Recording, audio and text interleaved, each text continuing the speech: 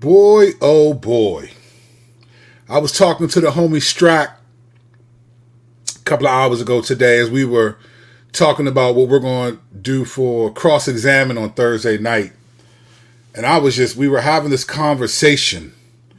And it's apparent to me that the world is burning as the world burns. We did an episode called that a few weeks ago.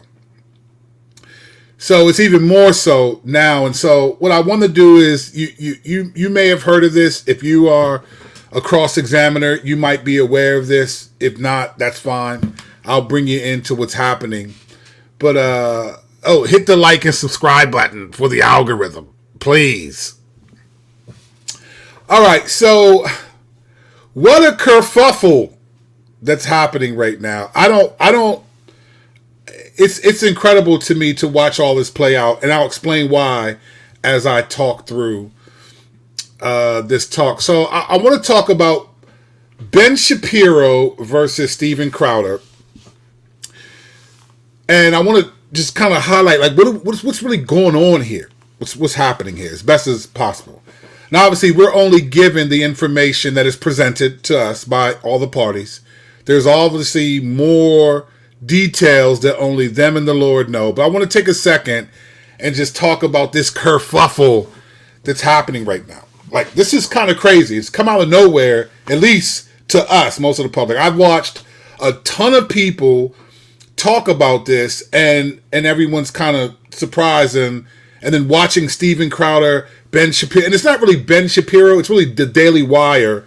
So it's like Steven Crowder versus sort of Jeremy Boring, who is the co-founder of Daily Wire with Ben Shapiro, who Ben Shapiro says is his best friend. Candace Owens is in the fray, and it's really just Steven Crowder. But I want to talk about what is going on here, what's happening here, and then as believers, and let me tell you why I want to talk about this.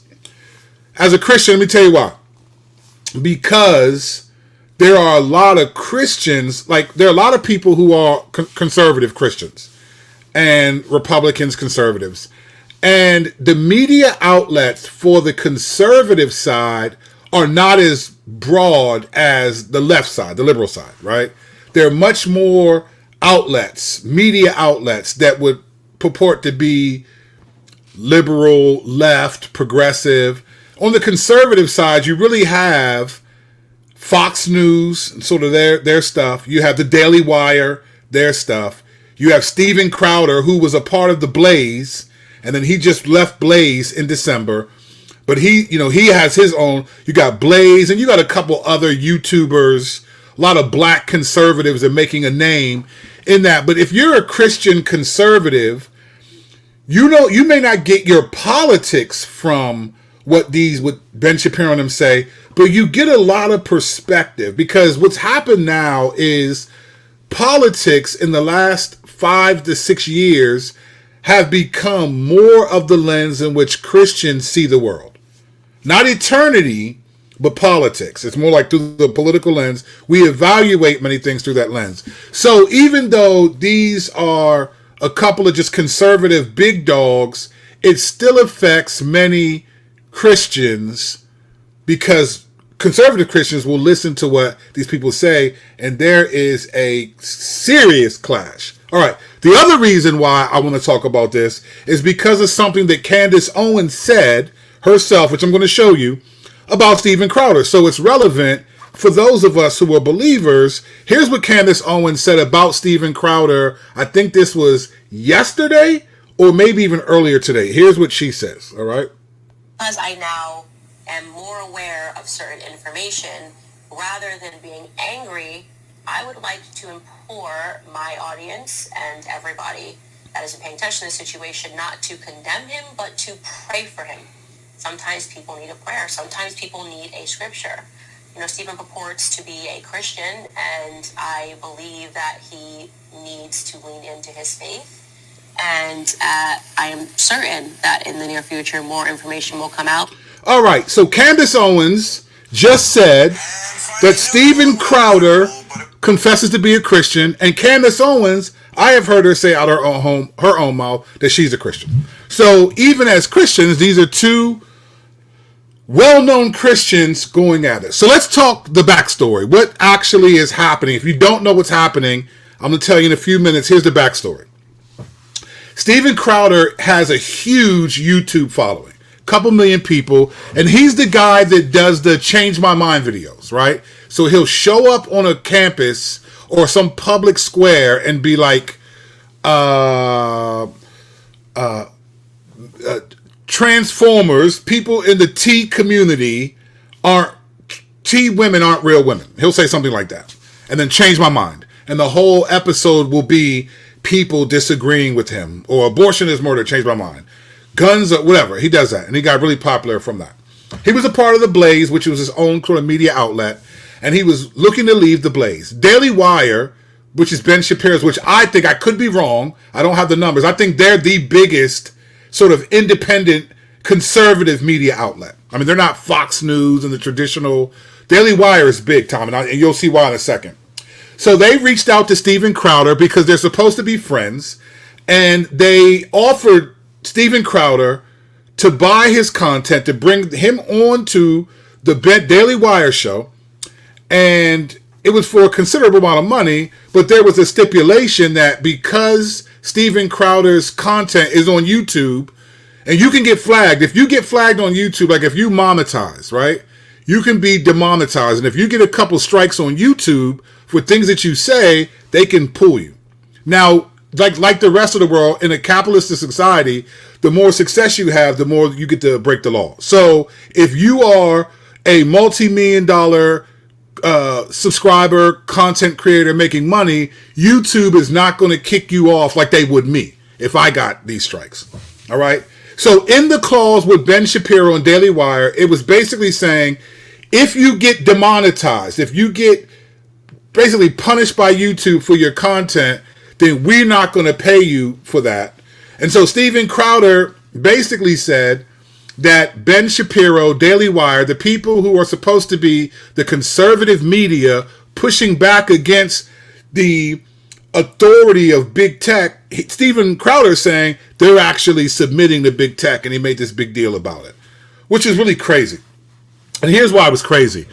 Because when Steven Crowder made his video, he didn't say what the contract was worth, but when Ben Shapiro responded to Steven Crowder, right, he said the contract was worth $50 million.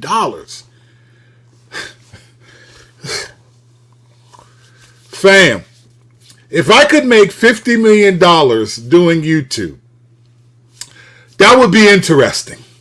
That would be interesting. I could tell my church, I don't need a salary anymore. Let's give that to the community. Matter of fact, I would be giving more money than my salary to the community of where my church is, right? $50 million. And this dude is complaining about this. And then he tapes what is supposed to be his friend, the CEO of Daily Wire, Jeremy Boring.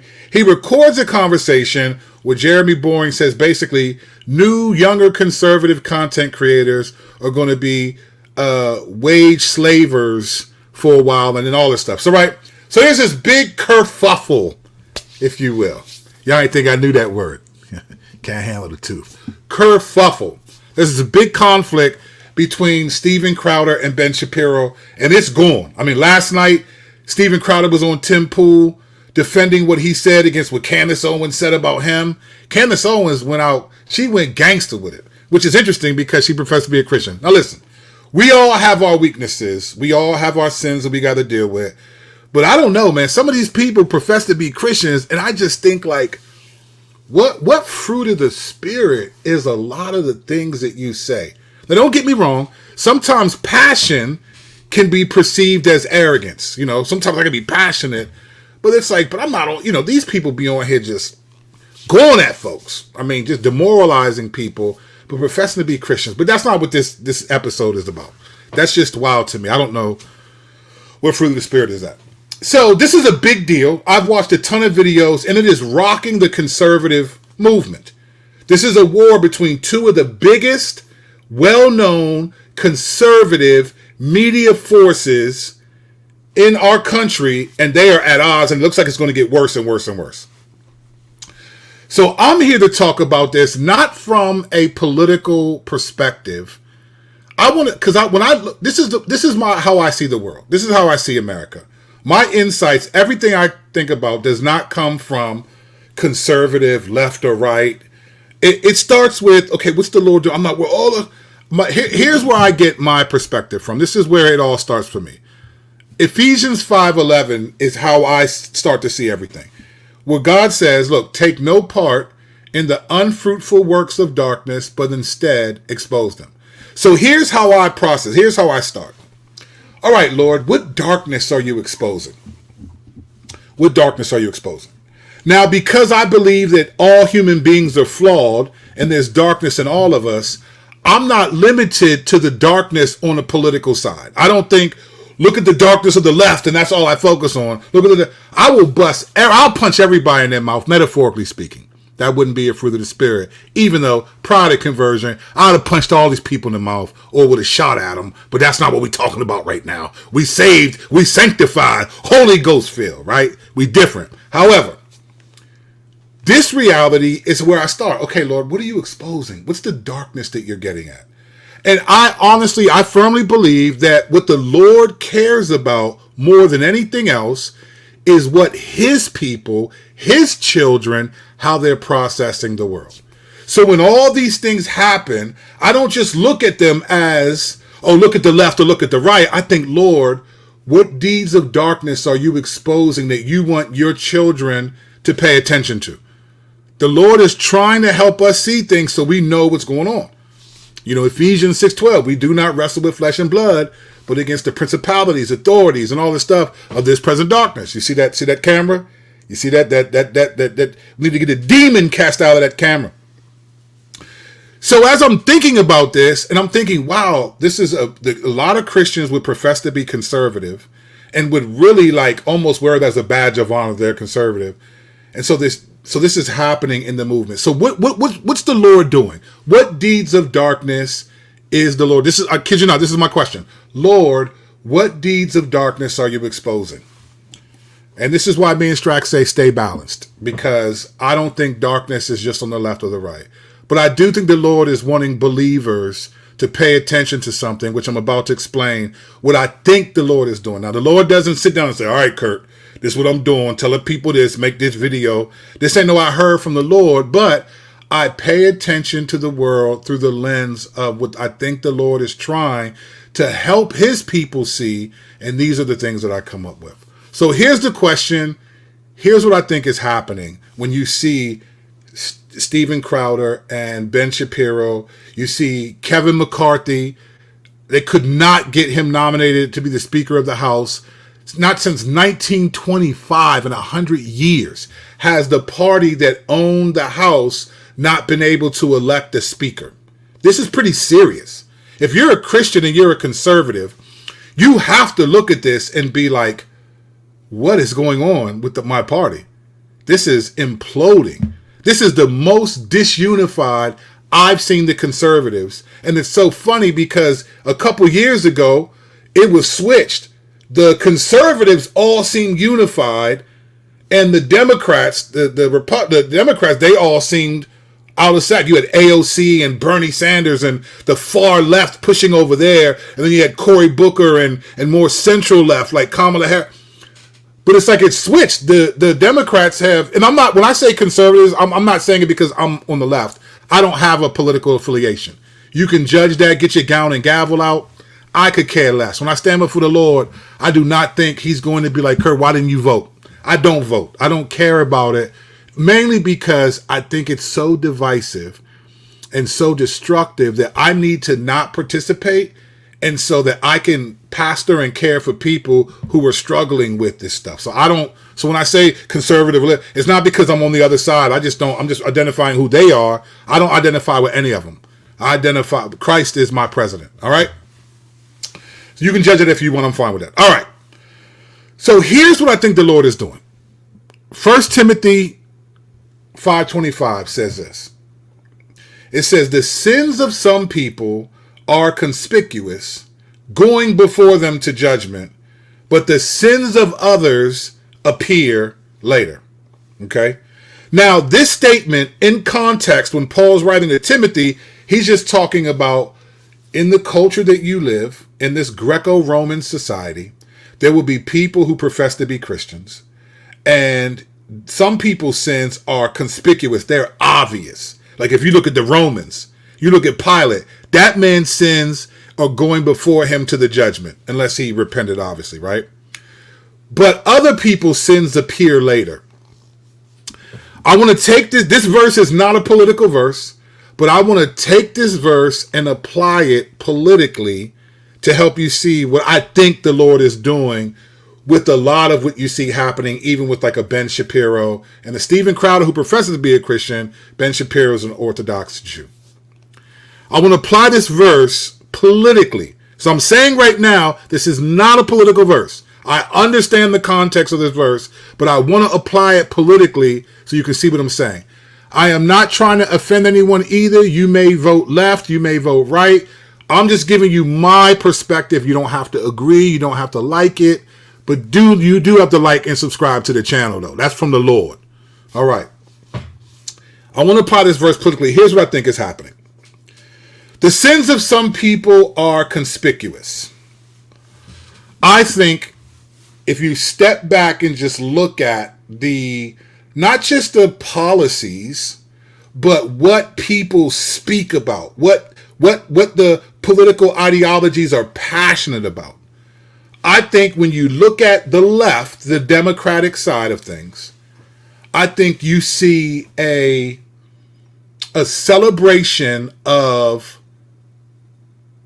the murdering of unborn children and a celebration of an anti-biblical sexuality. Just starting there. You see this happening. And I think those sins are conspicuous biblically. Now, I'm not here saying if you vote Democrat, you're not a Christian. That's between you and the Lord, because the Lord knows what you really believe and why you're really doing what you're doing. But I do think the left, a lot of what they're doing and a lot of their policies are conspicuous, that are going before them to the judgment. I think a lot of the Democratic policies and the practices, I mean, you talk about all the money that's supposed to go to the poor, it seems like the cities that are run by Democrats are much poorer than the ones that are run by conservatives. Now, there's many reasons for that, largely because Democratic cities are usually black people live there, and there's a history of reverberating consequences from the Jim Crow era that have affected people's ability to make money, and that from the consequences of redlining have had a ripple effect that have lasted a generation or two. So there's many reasons why, but for whatever reason, I think the left is conspicuous. I think a lot of what they stand for, what they promote, what they're trying to force you to believe is sinful. And I think that's conspicuous, it's obvious. But then it says, the sins of the others appear later. I think the others, using this verse politically, are the conservatives. And here's what I mean. Because the conservatives don't promote, they're not known for an anti-biblical sexuality. They're against what we would call the murder of unborn children, right? They're against those things. They seem like the more godlier option when you're trying to figure out between those two politically. This is why some people do say, how could you vote Democrat? But here's the thing though. Because we live in a capitalistic society, many Christians, I'm not thinking about the world, many Christians do not see the rich and poor dichotomy and the greed and the love of money as realistic sins. Many conservatives ignore all the warnings that the Bible says about the rich. I'm studying the book of James, just kind of reading it, and there's so many verses about warnings to the rich. But when you live in a capitalistic society where free market capitalism and the desire to make money and you give this false sense of merit and all these things, many Christians do not think that sins of greed, sins of consumerism, sins of the idolatry and the love of money, they don't think those are as sinful to God as sexuality and abortion and things like that. But they are serious to God. There are more warnings in the Bible about how the rich should treat the poor than there are about same-sex activity. More in the New Testament. So the sins of some are conspicuous. They're obvious. I think the left's sins are somewhat obvious. Now, you could be on the right and the left and be like, so are the rights. And I would agree, but I don't think Christians on the right see this. And so there's a sense of unity. We're against this and we're not for that. But some of the real serious sins that displease God are not as seen, and so they appear later. So here's what I think the Lord is doing. I think the Lord has exposed in many ways the left. Everything from the two issues I named, sexuality, abortion, but then even an organization like Black Lives Matter. What a hustle. And I'm not even talking about because they got exposed financially. That was the icing on the cake. They were a hustle because they took a real issue that black people like me struggle with, capitalized on it in a phrase, and then promoted it as if that's what they cared about, but there was really such another agenda that they made it seem like all black people care about your agenda, and we don't. We don't care about your agenda. You cared about your agenda, and the Lord exposed that, exposing Patrice Cullors and them and showing that. Black Lives Matter was a good hashtag, but was a hustle. It was a hustle. I saw it from the beginning and would never support them. Never. But as a black man, I understood what the hashtag meant. It meant, wow, when you see stuff like crack cocaine in the 80s, you're locking people up. More people went to prison for crack, not for selling it, but for using it, and were doing big jail time. But then you see now, the opioid crisis and this stuff, where it's mostly white people, it's a health crisis. You got programs trying to help these people. You're not locking them folks up. We not dumb. We get it. We not dumb. That's not woke. That's just real fact. Now, the motives may be different, but we see what's popping, right? But the left's policies, the Lord's exposed. The right's policies to Christians, I think have been, no, we're pretty good. Like, we're not as evil as they are. We're not as evil as they are. But they're really the same. They're really the same. So I mentioned Black Lives Matter. Let's do, remember this. So the marches of BLM after George Floyd blew up. The whole world was Black Lives Matter written on streets across the world.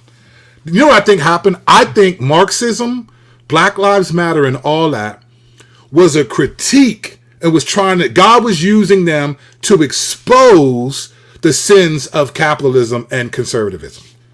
Because I don't care. They can say whatever they want. And again, you can't broad stroke everyone. But I think the conservative move, if you watch the Uncle Tom documentary, part 1 and part 2, but part 1 in particular, at the 128-minute mark, I've said this before, black conservatives will tell you that white conservatives don't want black people in the Republican Party. So that's why I was like, Candace Owens, why are you telling black people they're stupid for voting Democrat when you're on a DVD saying that the people that you're saying you vote for don't want black people in it? Black people understand that. We're not stupid. We get it. There's some people that play the victim 100%. But we see what's going on. We're not dumb. We get it. We understand that these people, the problem for black people isn't the KKK, it's that it's the RNC. They don't care about things that matter to black people, right? But the Lord is exposing that. I think he's trying to help conservative Christians wake up and say, hey, listen, you are idolizing this political posture too much.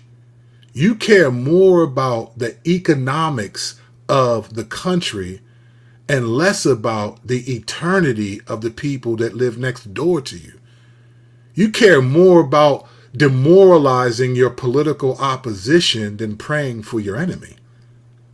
The Lord cares about. If anyone thinks that Jesus is in heaven cheering the conservatives on for if you go on YouTube, you ever watch these videos? Oh, Ben Shapiro destroys woke such and such. Candace Owens demolishes, destroys. Charlie Kirk destroys. It's always this warlike language to get you to click on because you want to see them get destroyed. Why not do a video saying, if Candace Owens is truly a Christian, Candace Owens prays for her political opposition? See, that stuff doesn't matter anymore. And the Lord is saying, it matters to me. And so when you see this happening in the culture, I think the Lord is really trying to expose this, because you had BLM, all these marches, and conservatives were up. Look at them destroying property. Look at what they're doing, all this stuff. And they were right to say that. They were right to say that. They were right to point out the sinful anger that you destroyed, burned down buildings, corporations, and all of it. They were right to say that. And then they stormed the Capitol. When that happened, let me tell you, when that happened, I was like, wow, Lord, you are exposing the heart. These people are the most self-righteous, judgmental people of the left. And then because they feel like they're being defrauded and the election was stolen, they storm the Capitol. You can say whatever you want about Black Lives Matter marches that's negative, and you will be right. But doggone it, none of them people ever thought about storming the Capitol. You stormed the Capitol. These were conservative white people, and Christians were outside singing worship songs as if Jesus is like, go get them. Fascinating. Fascinating. The Lord is exposing this to his people. It's not about don't vote left or right. It's about, are you paying attention? You see, both sides are battling for who's really Christian. So the left says, oh, we love the poor and we love immigrants and we care about people's feelings and we want all people included, and that's Christian. And how could you? Jesus never said anything about this. And you got the right. Well, we oppose this and this, that, and we're Christian and we're standing by our Christian values, and this is a Christian nation and we got to take back our country for God. Listen, I'm going to tell you right now, I don't want God to have this. God doesn't want this country. I don't think he does. Why would he want this country when he's in heaven? I'm trying to go there and let it be a new heaven and a new earth. I'm not trying to make heaven here. I mean, let's be clear. Why would you, this country, even if it's the best country in the world, which you could say, okay, in some ways, I would agree with that. But it still has an anti-sexuality, the Bible doesn't. There's still mass shootings and murderers. There's still sex trafficking and every sin issue that's supposed in every country, but this is the greatest country in the world, and we have the highest violence rate in the world, the highest prison population. What in the world am I defending this country for when it's trying to get my kids to live an anti-God lifestyle? And including the conservatives, they don't want you to worship God, they want you to worship conservatism.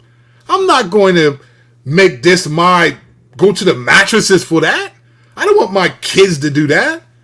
As great as America is, it's wicked. And God is trying to show his people that, particularly those who are on the conservative side. Politics today is a battle for who's really Christian. And I would submit to you that while some people are Christians who are both left and right, none of those policies, none of their platforms, none of those politicians I've ever heard say, I am here and I want to see Christ crucified. The glory of Christ is why I do what I do, why I think what I think. I've never heard a politician say that.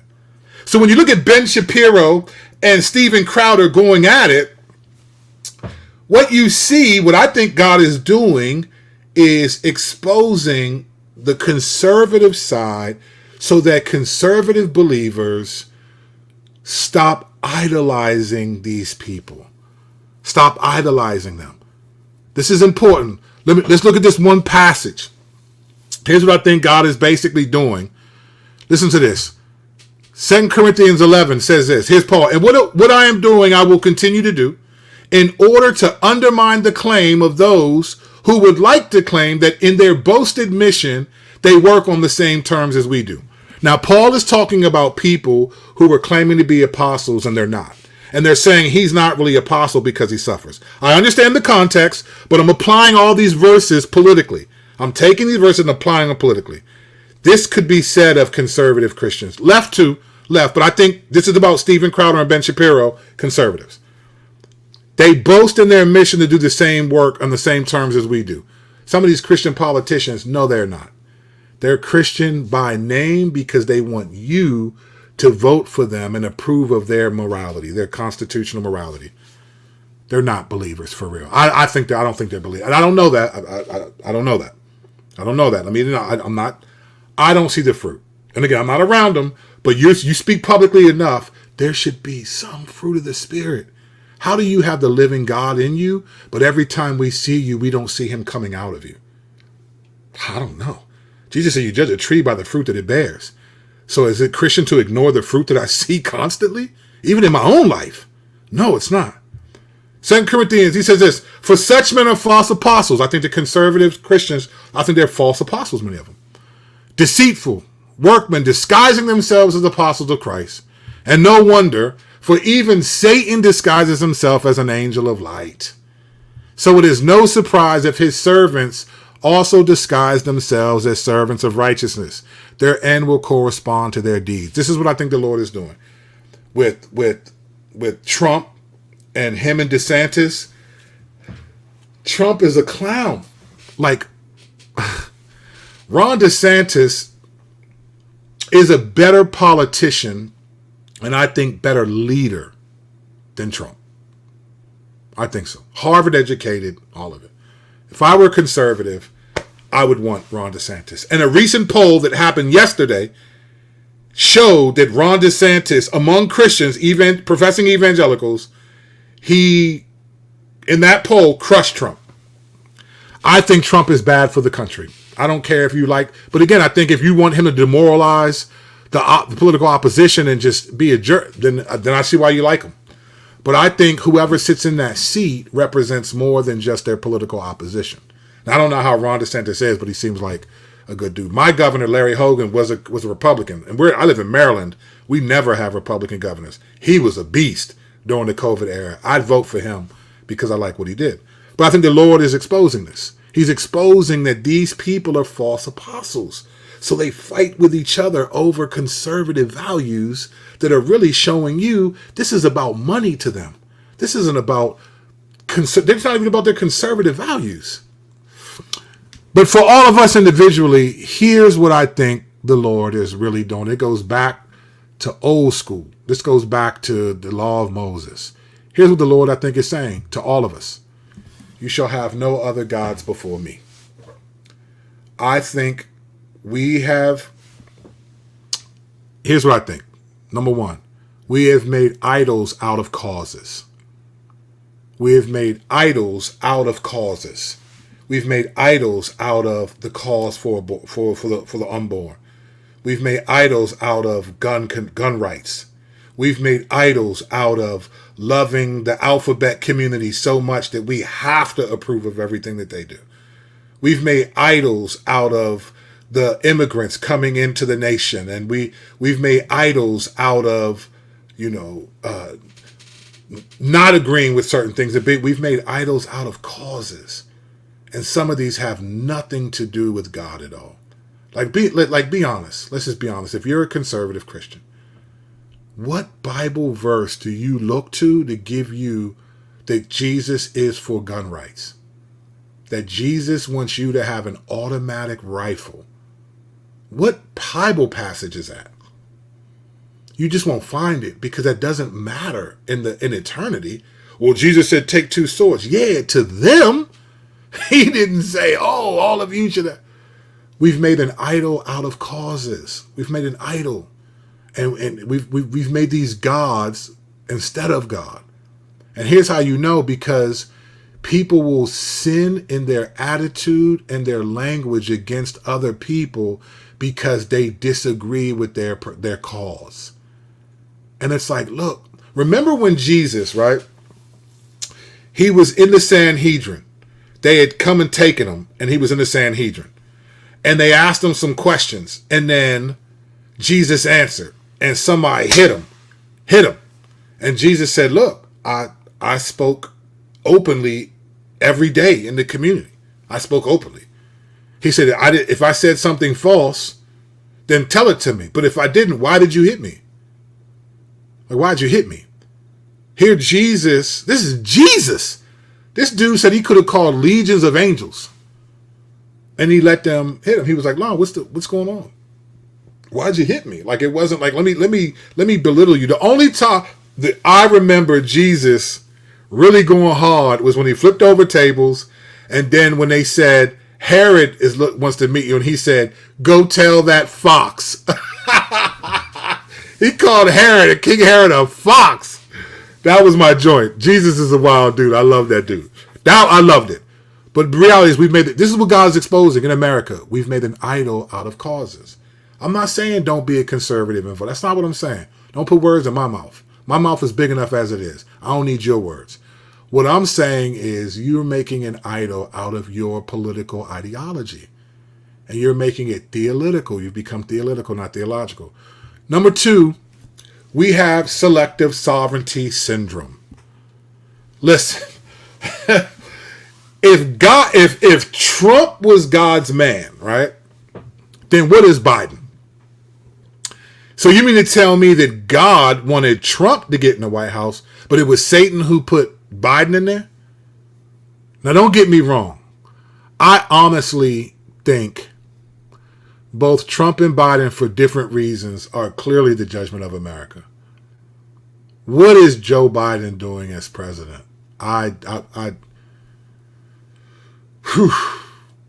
If I were so focused on the country, and I would be afraid. This dude can't even know what door to walk out of.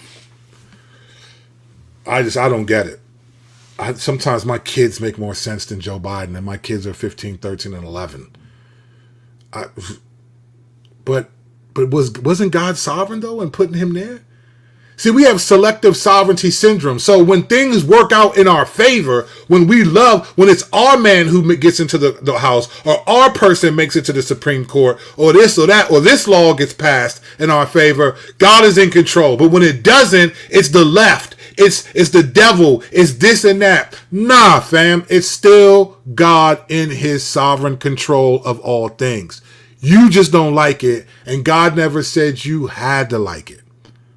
You know, in Hebrews 11, one of the wildest passages in the Bible to me. Camera, stop it. I see you. You demon. Whatever demon is in my camera, I cast you out in the name of Jesus. Ha! Talabu sha! Shatabu tata! Shatata. That's not really speaking in tongues, to be honest. I hate when I see pastors do that. Where's interpretation, fam?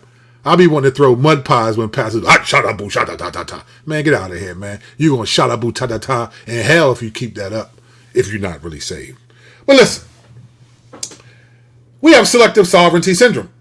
When our man makes it, when our party makes it, when it goes our favor, but when it's not, no. In Hebrews 11, it said that these people did not receive what was promised, all right? These were actual promises that God made, that they heard, not desires, not I want to be married, I want to have children, I want to get a job, I want to go to school. Though we make our desires promises from God that we get disappointed. That's a different video. But these people got actual promises from God, and Hebrews 11 says they did not receive what was promised, but they still were looking toward a better country.